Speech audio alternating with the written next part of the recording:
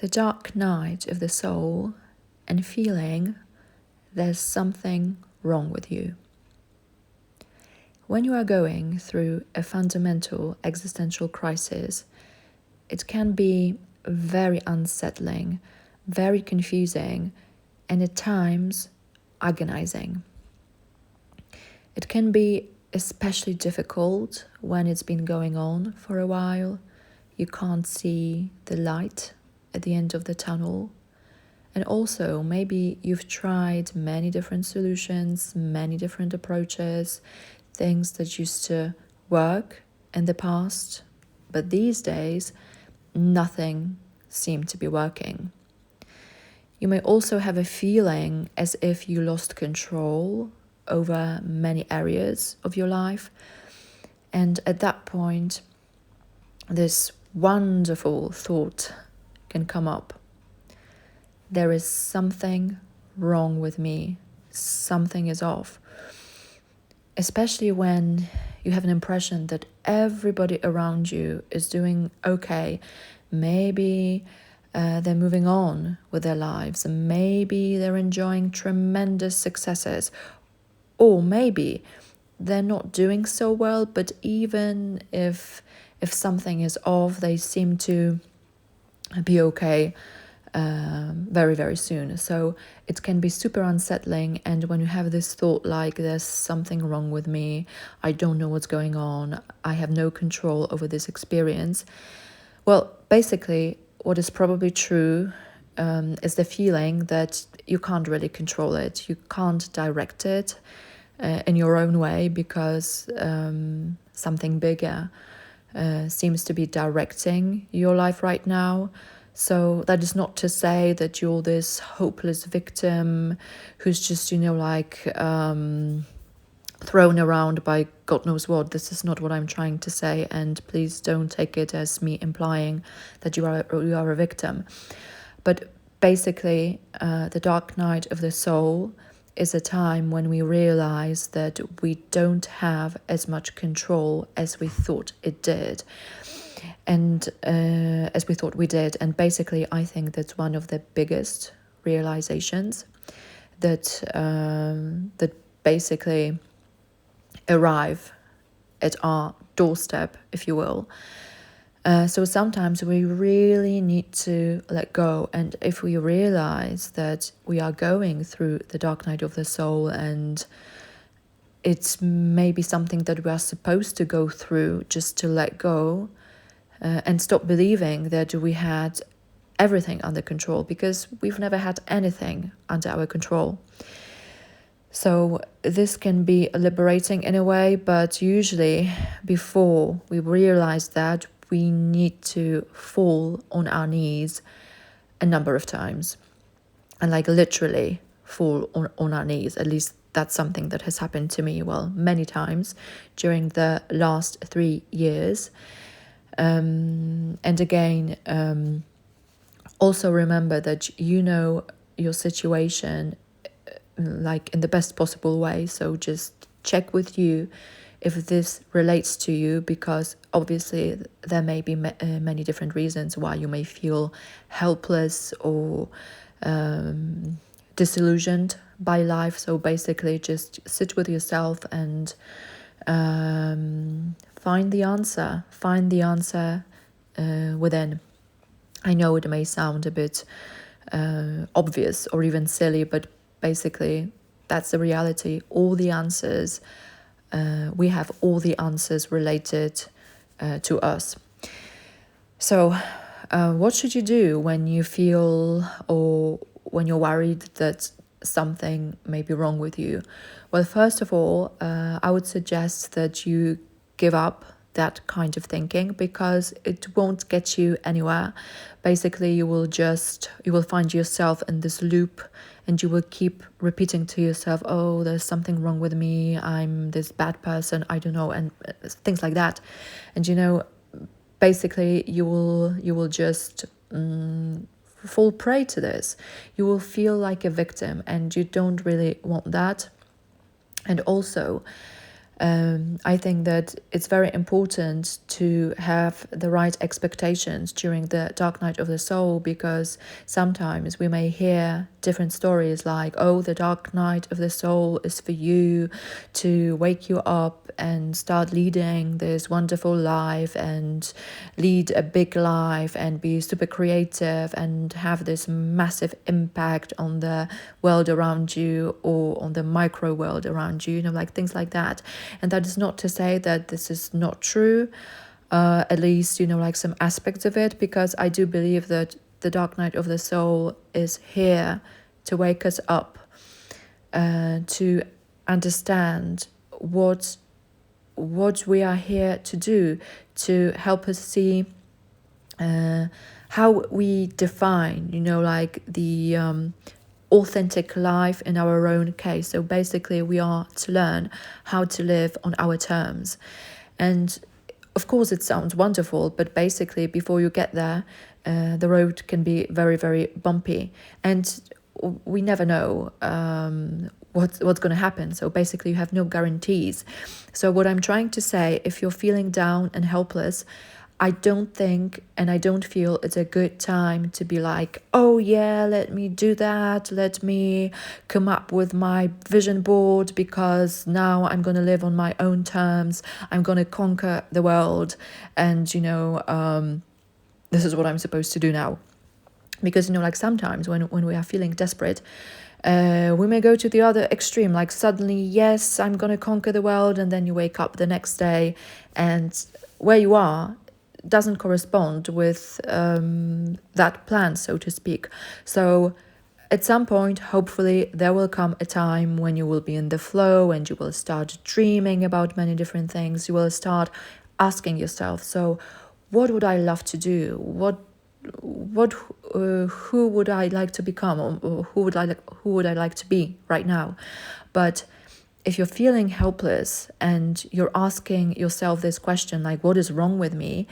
I believe that first we need to calm ourselves down, calm down our nervous systems, and feel neutral about this situation before you are more enthusiastic, maybe more go-getting, or whatever life may have in store for you. But what I'm trying to say, I don't think it's a good idea to try to jump from the bottom, like to the top of the mountain.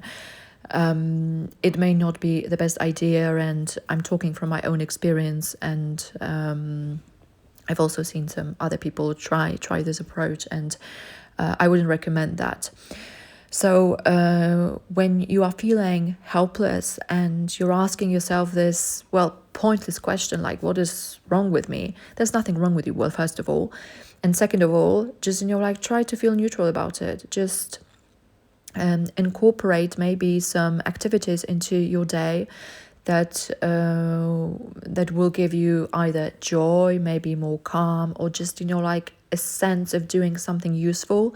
And it doesn't have to be anything, like big. You may, I don't know, tidy up your room, or maybe go through your things. And I think that it can have this cleansing. It can have this cleansing impact on our lives. And basically, like it's physical, and I also have an impression that it's good for the body. And I've tried this recently, and I must say that it felt pretty good. Like going through my old documents, old papers, checking out my drawers, and things like that. So and it's physical, because I think it's important, because when we are going through the dark night of the soul, very often we feel so many emotions, and it's of course you can feel it in your body, but basically we can get stuck in like feeling those emotions over and over again. Sometimes it can be combined with mental stories, and it can keep us we may not feel grounded, and it's not helpful when you are going during the dark night of the soul. So maybe do something physical, like cleaning, or going through the old stuff, so you keep the things that you love and you need. And basically I also believe that it helps with the clarity of our thinking, at least to some extent. And I believe that what can also be helpful when you think that maybe there's something wrong with me, just listening to other stories. And I must say that for me it was very helpful to find some videos, from the people who either had gone through the dark night of the soul, or they were going through the dark night of the soul, and basically they understood this experience. But interestingly, I wouldn't say that it's very easy to find like materials that actually go very deep. And I don't want to say that other experiences are, I don't know, a piece of cake or something like that. That is not what I'm trying to say, but basically I have an impression that people define the dark night of the soul in many different ways. So sometimes some people say that, oh, I go through tens of dark nights of the soul within a year, or like for the last 20 years I've been doing that. And I use this term in a slightly different way because for me it's something that is more like a